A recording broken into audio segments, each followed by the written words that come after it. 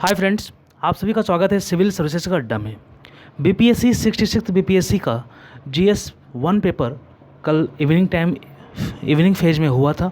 ठीक है, सभी लोगों ने पेपर दिया और जो लोग अपियर हुए थे। ठीक है, पेपर का एनालिसिस और पेपर कैसा आया था उसे आज हम लोग देखेंगे।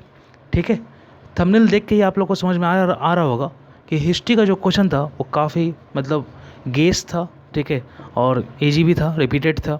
ठीक है, and the one more thing about this paper is that, ठीक है, one blunder thing is that for you, ये आप लोगों को जानकारी होनी चाहिए कि 4 स्टैटिस्टिक्स से जो क्वेश्चन आए थे, ठीक है, वो सभी चारों के चारों स्टैटिस्टिक्स क्वेश्चंस एक बुक से आए थे।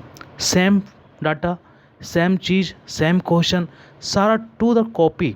ठीक है, टू द कॉपी क्वेश्चंस वहाँ से उठ के आपके क्वेश्चन में प्रिंट आउट हो गए थे। ठीक है, तो ये एक खुशी की बात है कि जिन्होंने प्रैक्टिस किया होगा उनका तो बल्ले बल्ले, और जिन्होंने नहीं किया होगा उनको थोड़ा सा मेहनत करना पड़ा होगा। ठीक है, तो काफ़ी स्कोरिंग सब्जेक्ट रहता है जीएस 1 सभी के लिए, क्योंकि यहाँ पर आपको स्टैटिस्टिक्स में 72 मार्क्स में आपको काफ़ी अच्छा मार्क्स लाने की संभावना बनी रहती है।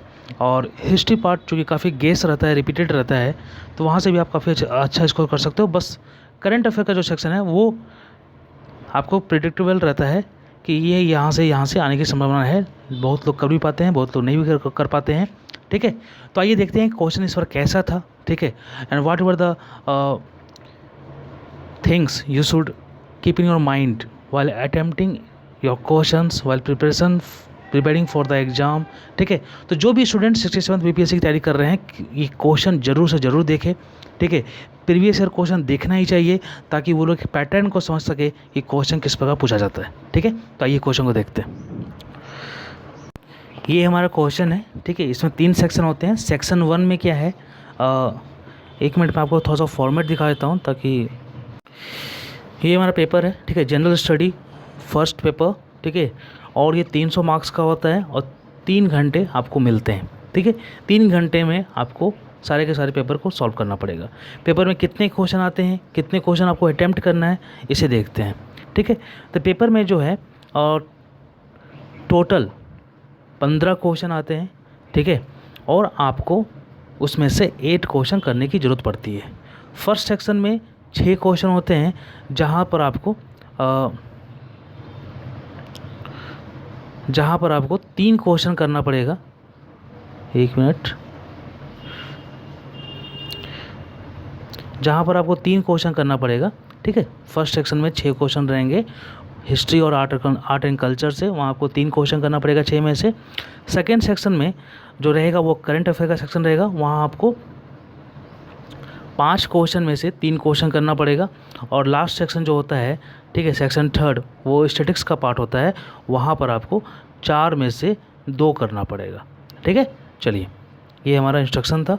ठीक है, नेक्स्ट क्या बोल रहा है, candidates are required to give their answers in their own words as far as practical, यानी बुकिश लैंग्वेज में आपको आंसर नहीं देना है, आपको अपने लैंग्वेज में देना है। ठीक है, सभी जो क्वेश्चन होते हैं वो हिंदी और इंग्लिश दोनों में प्रिंटेड होते हैं। ठीक है, और सेम पार्ट्स का क्वेश्चन आपको एक साथ देना है, यानी अगर सेक्शन 1 अगर सॉल्व कर रहे हो तो सेक्शन 1 का जो क्वेश्चन रहेगा वो आपको एक क्रोनोलॉजिकल ऑर्डर में आंसर देना है। ऐसा नहीं है कि सेक्शन 1 का पहला क्वेश्चन पहले पेज में आंसर दे दे और सेक्शन 1 का ही तीसरा क्वेश्चन हम लास्ट पेज दे दे, ऐसा नहीं होना चाहिए। ठीक है, this should be in your mind. ठीक है, चलिए हम लोग क्वेश्चन देखते हैं क्या क्वेश्चन है।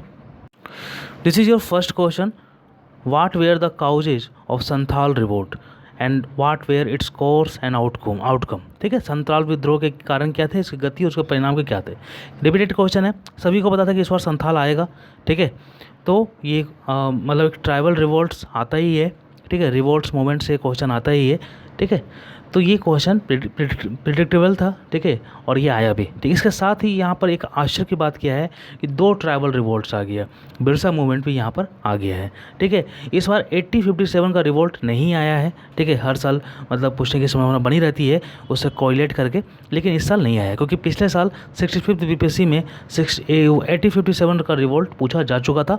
लेकिन कहीं ना कहीं संभावना बनी रहती है कि हाँ भाई कुछ पार्ट्स उसका पूछ लिया जाए कि उसका काउजेज क्या था, लेकिन यहाँ पे ऐसा इस बार नहीं हुआ है, बीपीएससी ने आयोग ने ऐसा क्वेश्चन नहीं पूछा है, ठीक है। दोनों का दोनों ट्राइबल मूवमेंट्स पूछ लिया उन्होंने। नेक्स्ट क्या है, चंपारण सत्याग्रह, एक मूवमेंट तो आता ही है, ठीक है। तो यहाँ पर आपको चंपारण सत्याग्रह इस बार आना ही था, ठीक है। चलिए, तो यहाँ पर क्या बोल रहा है, Champaran Satyagraha was watershed in the freedom struggles explain, ठीक है। चंपारण सत्याग्रह स्वाधीनता संघर्ष का एक निर्णायक मोड़ है, स्पष्ट कीजिए, ठीक है। तो ये हमारा चंपारण सत्याग्रह से आया है, ठीक है। इसके जगह पिछले साल क्विट इंडिया मूवमेंट भी, ठीक है, आया था, तो इस बार वो नहीं आया है, ठीक है। चलिए, नेक्स्ट क्या है, discuss Nehru view on communalism and secularism, ठीक है। पिछले साल गांधी के बारे में आया था, नेहरू के बारे में नहीं आया था, ठीक है। इस बार नेहरू के बारे में आया है और गांधी जी के बारे में आया है, लेकिन अभी हम लोग देखेंगे उसको बाद में, ठीक है। तो आपको 3 चीज़ तो पढ़ना ही पड़ता है, गांधी, नेहरू एंड टैगोर एंड इसके अलावा आप एक चीज़ देख रहे होगे कि 65 बीपीएससी से 64 बीपीएससी से एक नया ट्रेंड चला है कि बाकी लीडर्स भी इसमें इंक्लूड किए जा रहे हैं, जैसे जयप्रकाश नारायण हो गया, ठीक है। और हमारे जो डिफरेंट छोटे छोटे लीडर थे उनको भी इसमें इंक्लूड किया जा रहा था, ठीक है। चलिए, 4th क्वेश्चन हो गया, discuss Nehru view on communalism and secularism, ठीक है। नेक्स्ट क्या है, ये आर्ट एंड कल्चर से है कि bring out the main features of Patna कलम पेंटिंग। दिस क्वेश्चन पूरी तरह से ये लीक था कि ये क्वेश्चन आएगा ही, क्योंकि पिछले बार पटना कलम नहीं पूछा था, पिछले बार जो पूछा था वो हमारा बौद्ध से रिलेटेड जो आर्ट एंड कल्चर से रिलेटेड जो भी क्वेश्चन था, बौद्ध धर्म से रिलेटेड, ठीक है, उससे पूछा गया था क्वेश्चन, ठीक है। यहाँ पर बुद्धिज्म से रिलेटेड पूछा गया था, लेकिन इस बार पटना कलम पूछा गया था। ये क्वेश्चन काफ़ी प्रिडिक्टेबल था, ठीक है, लीक था कि ये आएगा ही आएगा, और आया भी, ठीक है। ज़रूरत क्या है कि हम लोग अगर उसका बीपीएससी का मेंस का GS1 का अगर सिलेबस भी अगर अच्छे से कवर कर लेना, तो ये सारे के सारे क्वेश्चन सॉल्व हो जाएंगे, ठीक है। तो ये क्वेश्चन काफ़ी प्रिडिक्टेबल था, और अगर किसी ने भी अच्छे से नोट्स बना के प्रैक्टिस किया होगा तो उनका क्वेश्चन ये लगा जरूर होगा, ठीक है। नेक्स्ट क्वेश्चन देख लेते हैं, right short notes on any 2 of the following. यहाँ पर आपको 3 चीज़ दिया गया है, उसमें से आपको 2 में आपको लिखना है, ठीक है। प्रत्येक का मार्क्स 19 है, तो अगर आप 2 लिखोगे तो 38 मार्क्स का हो जाएगा। फर्स्ट क्या है, गांधी जी व्यूज ऑन सत्याग्रह, ठीक है। सत्याग्रह पर गांधी जी के विचार तो काफ़ी मतलब कोरिलेटेड है, ठीक है। वहाँ पर चंपारण सत्याग्रह पूछा, यहाँ पर गांधी जी का व्यू सत्याग्रह पर, तो सत्याग्रह का जो व्यू था गांधी जी का, ठीक है, उसका नाम आपको लिखना है, ठीक है। ज़्यादा नहीं लिखना है, 150 के वर्ड में अगर आप लिख दोगे, 150 से 175 वर्ड से लिख दोगे तो काफ़ी बहुत अच्छी बात है, ठीक है। नेक्स्ट क्या है, Jayaprakash Narayan and the quit India movement. देखिए, क्विट इंडिया मूवमेंट पिछले बार काफ़ी अच्छे से पूछा था, ठीक है, कि इंडियन मूवमेंट में क्या उसका रोल रहा था, ऐसा कुछ पूछा था। लेकिन इस बार देखिए छोटा सा पूछ लिया है कि जयप्रकाश नारायण और उनका क्विट इंडिया मूवमेंट में क्या रोल था, ठीक है। नेक्स्ट क्या है, Subhash Chandra Bose and the INA। तो काफ़ी मतलब एक पैटर्न देखने को मिल रहा है कि अगर वो कोई दूसरे लीडर को भी अगर यहाँ पर लेके आया जा रहा है, तो वो वो लीडर किस चीज़ में फेमस हुए थे, ठीक है, कौन सा मूवमेंट ऐसा था जिसमें वो लीडर एक मतलब इम्पोर्टेंट प्ले रोल किए थे, तो उससे रिलेटेड करके पूछा जा रहा है। आप सभी को पता होगा कि जयप्रकाश नारायण जो है क्विट इंडिया मूवमेंट के टाइम अपना एग्ज़ाम छोड़कर मतलब मूवमेंट में पार्टिसिपेट कर गए थे, ठीक है।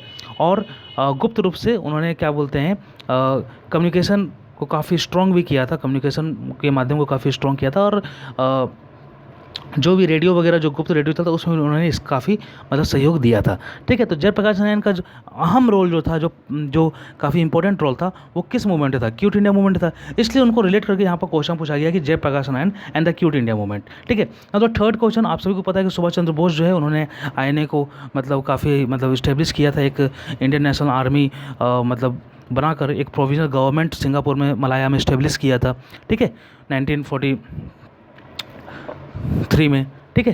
तो इस प्रकार आपको ये जानने की जरूरत है कि अगर आप कोई लीडर के बारे में पढ़ रहे हो, ठीक है, आपको पता है कि बीपीएससी में लीडर के बारे में पूछेगा, ठीक है, तो वो लीडर जिस मूवमेंट में अहम रोल प्ले किए हैं उससे भी आपको 2-3 पैराग्राफ का नोट्स बना लेना जरूरी है, ठीक है। चलिए, तो ये आपने देखा कि ये 6 क्वेश्चन थे और 6 में से आपको 3 क्वेश्चन करना है। तो आर्ट एंड कल्चर का क्वेश्चन कंपलसरी है, आप उसको करना ही, उसको छोड़ना मत। बाकी में से जो 5 में से आपको 2 करना पड़ेगा। काफ़ी ईजी है, कोई दिक्कत वाली बात नहीं है। अगर आप उसको किए भी हो, तो अगर आप उधर संथाल भी कर लेते हो और हमारा चंपारण कर लेते हो, तो आपको ये करने की जरूरत नहीं है 6 नंबर वाली, ठीक है। चलिए, सेक्शन 2 लिखते हैं। सेक्शन 2 जो करंट अफेयर का सेक्शन रहता है, ठीक है, इसमें आपको 5 क्वेश्चन मिलेंगे and you will have to deal with 3 question out of the 5 question, ठीक है। Now the 7th question for you, date which organisation launch the world first commercial rocket powered by biofuel Stardust 1.0, explain detail. ये question काफ़ी थोड़ा सा अजीब type का है, क्योंकि ऐसे बीपीएससी रेगुलर पूछता नहीं है ऐसा, ठीक है। कुछ थोड़ा सा नया कुछ करने की कोशिश की गई है यहाँ पर बीपीएससी के द्वारा, लेकिन अब आया है तो वो तो करना ही पड़ेगा, ठीक है। तो जिन्होंने भी क्या बोलते हैं ये क्वेश्चन पढ़ा हो, ये टॉपिक को काफ़ी अच्छे से पढ़ा होगा कि स्टारडस्ट 1.0, ठीक है, world first commercial rocket powered by biofuel, यानी बायोफ्यूल से ये पावर किया गया था, वर्ल्ड फर्स्ट कमर्शियल रॉकेट था ये, ठीक है। तो इसके बारे में आपको डिटेल से काफ़ी अच्छे से एक्सप्लेन करना था, ठीक है। अब ये तो बेसिक फंडा है कि अगर वर्ल्ड में कुछ हो रहा है फर्स्ट, ठीक है, और जैसे अभी हाल ही में क्या बोलते हैं वर्ल्ड फर्स्ट वुड सैटेलाइट किसने लॉन्च किया है, तो इस टाइप का जो टॉपिक आता है वो आप लोगों को काफ़ी देखने की ज़रूरत पड़ती है, ठीक है। और इसका एडिटोरियल सेक्शन भी आता है, ठीक है, या तो साइंस सेक्शन में आए, द हिंदू में, या फिर किसी और में आए, लेकिन तो ये सब जानकारी आप लोग को होनी चाहिए, ठीक है। जो 67 की तैयारी कर रहे हैं वो क्या बोलते हैं ये सब चीज़ों को ध्यान रखेंगे, ठीक है। वर्ल्ड फर्स्ट वाला जो टॉपिक रहता है ऐसा कुछ आप लोग को ध्यान रखने की ज़रूरत है, ठीक है। अब देखिए आपको सभी पता होगा कि 2021 में ब्रिक्स का 12th ब्रिक्स का जो लीड कर रहा है, जो चेयर कर रहा है वो भारत कर रहा है। तो ऑब्वियसली बात है कि ब्रिक्स समिट से क्वेश्चन आने की संभावना काफ़ी बनी रहती है, क्योंकि भारत जो है ब्रिक्स समिट को इस बार लीड कर रहा है, ठीक है। तो ये क्वेश्चन आने की संभावना काफ़ी बनी थी और आया भी, ठीक है। चीज़ें ये हैं कि किस प्रकार क्वेश्चन पूछा जा रहा है उस प्रकार आपको आंसर देने की बात करनी है, ठीक है। 8 क्वेश्चन क्या बोल रहा है, explain the 12th BRICS summit major emerging issue, ठीक है, partnership for global stability, shared security and innovative growth for the development. तो ये सब जो टॉपिक है ना, this are the major issue, ठीक है, which are included in the BRICS summit for the development of the its participant country, ठीक है। ये सब तो बेसिक गोल्स है, ठीक है, बेसिक मेजर पॉइंट्स है, ठीक है, जो 3 पॉइंट्स को आप लोग यहाँ पर डिस्कस करने की बात की जा रही है, ठीक है। और ये जो पॉइंट आप लोग डिस्कस करोगे तो ये क्या बोलते हैं इंडिया के कंसर्न से लेकर भी डिस्कस करोगे, ठीक है। बाद में जब कंक्लूड करोगे तो इंडिया के कंसर्न को लेकर ही कंक्लूड करोगे, ठीक है। नेक्स्ट क्या है, examine the recent basic features and provisions of Atmanirbhar Bharat Rozgar Yojana after the spread of कोविड-19 pandemic with special reference to India. तो ये सभी को पता होगा कि काफ़ी रिपीटेड, मतलब काफ़ी बर्निंग टॉपिक था, ठीक है, काफ़ी कॉमन टॉपिक था, क्योंकि ये सब चीज़ें तो हो ही रही है, आत्मनिर्भर से काफ़ी रिलेटेड बहुत सारी चीज़ें हो ही रही है, और ये गेस भी था कि आत्मनिर्भर से क्वेश्चन आएगा, ठीक है। चलिए, तो ये हमारा जो क्वेश्चन था वो आत्मनिर्भर भारत रोजगार योजना से रिलेटेड था, ठीक है।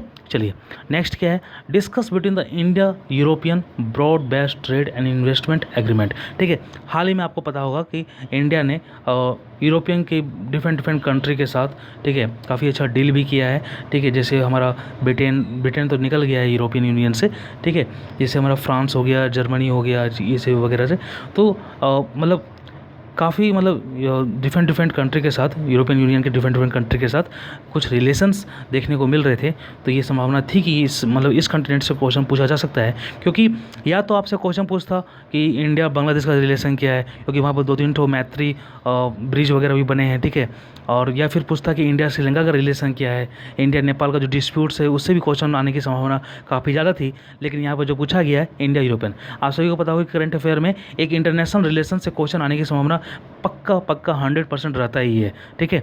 तो यहाँ से इस बार पूछा गया है India European broad based trade, ठीक है। अगर 67 बीपीएससी की जो तैयारी कर रहे हैं वो लोग भी देखें कि पेपर में जो रिलेशंस चल रहा है, ठीक है, जैसे चाइना डिस्प्यूट हो गया, ठीक है, श्रीलंका का रिलेशन कैसा है, ठीक है। तो ये सब चीज़ें जो हैं ये आप लोग को देखने की ज़रूरत है। आप लोग विजन आईएएस का मंथली करंट अफेयर जो आता है उसको बस आप गो थ्रोली चल जाओ, 5-6 बार अच्छे से कर लो, ठीक है। और इंटरनेशनल रिलेशन से जो भी क्वेश्चन बनते हैं उसे आप लोग देखो, टॉपिक को देखो, तो काफ़ी अच्छे से आप लोग कवर कर पाओगे, ठीक है। नाउ डिस्कस अबाउट द हरित भारत संकल्प, ठीक है, Harit Bharat Sankalp a mobile app to promote the environment protection and sustainability in India, ठीक है। तो ये मतलब करंट अफेयर का टॉपिक है, और हरित भारत संकल्प ये हाल ही में मोबाइल ऐप लॉन्च किया गया था, ठीक है, to promote the environment protection and sustainability in India. जिन्होंने पढ़ा होगा काफ़ी अच्छे से, वो लोगों ने काफ़ी अच्छे से किया होगा। किन्हीं का माइंड में चल रहा होगा कि ये कहाँ से क्वेश्चन आ रहा है यार, कैसे इसको कवर करेंगे, कैसे इसको हम 400 वर्ड्स में लिखेंगे। तो देखिए, इसका 2 ही सॉल्यूशन है। पहला सॉल्यूशन क्या है कि what ever the newspaper cuttings, ठीक है, आपके पेपर में आता है वहाँ से आप लोग करो, ठीक है। या फिर दृष्टि का जो चैनल है, इंग्लिश चैनल, उसमें भी ये सब टॉपिक पर वीडियो बनता है कि कुछ स्कीम्स आया है, कुछ ऐप आया है, तो उसमें वीडियो बनता है, उससे आप लोग नोट्स बनाओ, ठीक है। या फिर, ठीक है, या फिर विजन आईएएस का जो मंथली करंट अफेयर आता है उसमें भी इसको डिस्कस किया रहता है, वहाँ से भी आप लोग कर सकते हो, ठीक है। चलिए, तो ये चीज़ें जो हैं ये तो हैं ही, ठीक है। नेक्स्ट पार्ट क्या है कि किस प्रकार ये जो है मतलब एनवायरनमेंट प्रोटेक्शन और सस्टेनेबिलिटी इंडिया को लीड कर सकता है, हेल्प कर सकता है, तो उसमें भी आप अपना जो एनवायरनमेंट सेक्शन से आप पढ़े हो उसको भी यहाँ पर इंक्लूड कर सकते हो और इससे रिलेटेड भी इंक्लूड कर सकते हो। इस प्रकार काफ़ी अच्छा आंसर यहाँ पर क्रिएट हो सकता है, ठीक है। और एक फ्लो डायग्राम भी आप बना सकते हो कि किस प्रकार ये हेल्प करेगा, ठीक है। फ्लो डायग्राम काफ़ी ज़रूरी है, ठीक है। Without flow diagram you are just मतलब आप ये समझ लो कि आप जो पेपर लिख रहे हो उसमें आपको अच्छे मार्क्स नहीं आएंगे अगर आपने कोई भी फ्लो डायग्राम या ग्राफ वगैरह अगर अच्छे से यूज नहीं किया है तो, ठीक है। रिमेंबर रखना कि एक क्वेश्चन में मिनिमम एक डायग्राम तो होता है। अगर आप एक से ज़्यादा फ्लो डायग्राम या ग्राफ वगैरह इंक्लूड कर रहे हो तो आप ये समझ लो कि आपका 26-28 के आसपास नंबर आ जाएगा अगर आपने काफ़ी अच्छे से लिखा है तो, ठीक है। चलिए नेक्स्ट पार्ट देख लेते हैं हम लोग। नेक्स्ट हमारा थर्ड पार्ट है, ठीक है। थर्ड सेक्शन में ये जो आपको दिख रहा है ना, ये क्या बोलते हैं पाई चार्ट वगैरह का क्वेश्चन, ठीक है। ये सारे के सारे क्वेश्चन शायद ही आप लोगों को मतलब जानकारी तो अभी तक हो ही गई होगी, लेकिन फिर भी मैं बता देता हूँ कि ऐसा कभी हुआ नहीं है, लेकिन इस बार हुआ है। क्या हुआ है इस बार ये हुआ है कि ये जो जितने भी क्वेश्चन देख रहे हो ना, ठीक है, ये क्वेश्चन ये सारे के सारे क्वेश्चन जो है ये आपको एक बुक से दिए गए हैं, ठीक है। वो बुक मैं आपको लास्ट में बताऊँगा, ठीक है। अभी आप लोग ये देखो, ठीक है। तो ये क्वेश्चन, दूसरी बात क्या है कि किन्हीं को लग रहा हो कि अरे यार इतना इजी क्वेश्चन है, ठीक है, इसमें दिक्कत क्या है बनाने में। भाई दिक्कत क्या है ना कि इसको एकदम स्टेप बाय स्टेप आपको सॉल्व करना है, ठीक है। अगर आप कोई गिवन भी लिख रहे हो ना, कुछ एज्यूम भी कर रहे हो, माइनस भी कर रहे हो, प्लस भी कर रहे हो, तो वो आपको स्टेप स्किप नहीं करना है। अगर काफ़ी अच्छे से अगर आपने स्टेप को फॉलो किया है, स्टेप बाय स्टेप अगर फॉलो किया है ना, तो आपको यहाँ पर फुल में फुल मार्क्स मिलेंगे। अगर आपने स्टेप फॉलो नहीं किया है, अगर आपने स्टेप स्किप कर दिया, तो आपको यहाँ पर अगर किसी क्वेश्चन का 6 मार्क्स भी है, देखो यहाँ पर देखो यहाँ क्या लिखा हुआ है 4 + 8 + 8 + 8 + 8, यानी फर्स्ट क्वेश्चन का 4 मार्क्स है, दूसरा का 8, फिर दूसरा का 8, फिर दूसरा का 8, फिर दूसरा का 8, ठीक है। टोटल मिला के 36 हो गया, ठीक है। तो अगर आपने अच्छे से क्वेश्चन नहीं किया ना, तो यहाँ पर क्या होगा कि आपको 8 की जगह 6 मिलेगा, 4 की जगह 3 मिलेगा। भले ही आपका जो फाइनल रिजल्ट जो है वो सही ही क्यों ना हो, लेकिन आपने स्टेप तो स्किप कर दिया, ठीक है। तो बीपीएससी क्वेश्चन इजी पूछ रही है, तो ये क्वेश्चन इजी पूछने का मतलब ये नहीं कि अगर आप आंसर शॉर्टकट में 4 स्टेप में लेते आओ और आपको मिल जाएगा 8 मार्क्स। भूल से भी ऐसा मत सोचना, ओके, ठीक है। आपको ABCD टाइप का जो मतलब कहने का मतलब ये है ना कि आपको ग्राउंड लेवल में जो भी आप कैलकुलेशन करते हो ना, ग्राउंड लेवल तक वो आपको दिखाने की यहाँ पर ज़रूरत पड़ती है। You will have to be display the every steps whether it is subtractions और एडिशंस, ठीक है। आप क्या एज्यूम कर रहे हो, कौन सा फॉर्मूला लगा रहे हो, ठीक है, परसेंटेज का क्या कर रहे हो, कैसे परसेंटेज ले रहे हो, कहाँ से किसको लेके इंक्लूड कर रहे हो, सारा चीज़ आपको गिवन करके या फिर ब्रैकेट में साइड में राइट हैंड साइड में डालकर आपको स्टेप को फॉलो करना पड़ेगा, ठीक है। चलिए ये आपका क्वेश्चन था, ठीक है। ग्राफ बेस्ड क्वेश्चन आता है और दो पाई चार्ट बेस्ड क्वेश्चन आता है, ठीक है। एक लाइन ग्राफ का क्वेश्चन आता है, एक आपका इस टाइप का ग्राफ का क्वेश्चन आता है और दो पाई चार्ट का क्वेश्चन आता है, ठीक है। चलिए और ये देखिए एक बार ग्राफ, एक लाइन ग्राफ, ठीक है, और ये आपका एक ये टाइप का क्वेश्चन आएगा, ये जो देख रहे हो, ठीक है, और एक आपका पाई चार्ट टाइप का क्वेश्चन आएगा। कहाँ गया जी, देखो एक ये पाई चार्ट का क्वेश्चन। 4 क्वेश्चन फिक्स रहते हैं, इस 4 में से आपको 2 करना है। काफ़ी अच्छे से 5 मिनट लो, 10 मिनट लो, देख लो कि कौन क्वेश्चन कैसा है, कौन क्वेश्चन कैसा नहीं है, ठीक है। उसके बाद आप लोग अच्छे से करो, ठीक है। चलिए बहुत लोग क्या करते हैं, ये लाइन वाला क्वेश्चन नहीं करते हैं, ठीक है, लेकिन उनको बहुत देखना पड़ता है, लेकिन बहुत लोग जिनको जो सहूलियत हो वो लोग वो करते हैं, ठीक है। तो this is the questions for the GS1 paper. I hope आपको काफ़ी अच्छे से कुछ मतलब डिस्क्रिप्शन टाइप का एक नॉलेज हुआ होगा कि भाई क्या है क्या नहीं है, कैसे क्या नहीं होता है, ठीक है। फिर भी कुछ इंक्वायरी हो तो आप कमेंट सेक्शन में टाइप कर सकते हो, I will help you, okay. और इसका ये जो क्वेश्चन का जो PDF है ये आपको हमारे टेलीग्राम चैनल सिविल सर्विसेज का अड्डा में मिल जाएगा। धन्यवाद।